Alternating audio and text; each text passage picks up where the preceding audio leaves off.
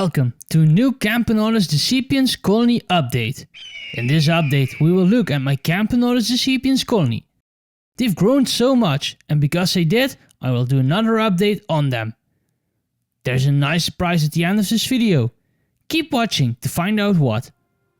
Alright, let's take a look at the ants. These ants came to me as Camponotus discolor around a year ago.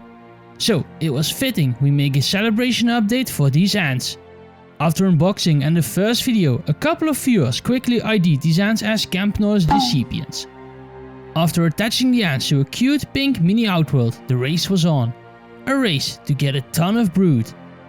A couple of months later the ants grew in size and I moved them into a tar heel ant nest. A mini hearth to be exact.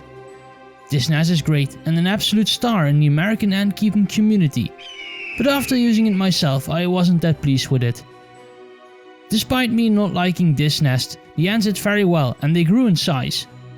But when it was impossible to record them, I decided to move them again. So I moved them into a new Toronto wooden nest.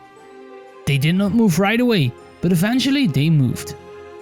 Then I made some awesome shots because these ants look amazing inside this wooden nest. So this was the colony about 3 months ago. And this is the colony now. Whoa, would you look at that? Isn't it insane? The colony is looking very nice and there's so much brood.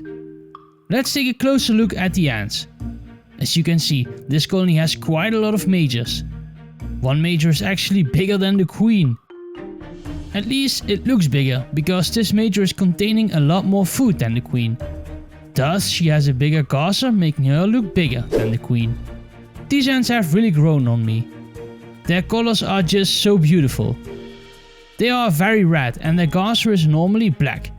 But because these ants are regularly fed, it swells and a zebra-like pattern emerges on the gazer. Just beautiful. As you can see, the nest is running out of space. The ants have filled it quite well, and ever more often I see brood in the test tube attached to the outworld. So I decided to give the ants another upgrade and move them. My eye was really drawn to this branch wooden nest from Toronto. If you want one, they are available on the website. The nest is a little big, way too big actually for this colony. Sadly, I did not have a size in between, so I needed to come up with a plan. Giving the ants a larger nest would result in several issues. That trash dump place being one of them. My idea was to put some cotton on the inside and then close off one of the entry ports. When the ants grow they would be able to just unplug it. Sadly with just tweezers this wasn't possible. So I actually unscrewed the screws on the wooden nest in order to reach. So for wooden nests I can't really recommend unscrewing it. You can only drill a wood screw into wood a couple of times before it loses its grip, making the nest impossible to use. After unscrewing 6 screws I was able to put the cotton into the connection hole. Now the ants have the perfect way to expand into this nest, in theory at least. Now it was time to connect this new bad boy to the existing setup. With the double connector on the Esthetic ants medium outworld, this is actually very easy. So I connected the nest to one side and removed the test tube. There were a lot of ants inside the tube, but with one swift move I managed to connect the nest without any escapees. The remaining workers in the test tube I tapped into the outworld. You can tell I was pretty happy, it went so well. I put the new nest on the heat cable and covered it so it was dark. After a couple of hours some of the brood was moved into the new nest. And then, 2 days later, the colony moved. Wow, what a beautiful sight. These ants look so good inside a wooden nest and I just think this colony is absolutely beautiful. It is also amazing to see how bright yellow this newborn major is. It's such an epic color and I really like it. As a little reward I gave the ants some sugar water. I tried making a cool figure, but I failed. The ants couldn't care less. One thing left was to clean the outworld a little bit since it got pretty dirty.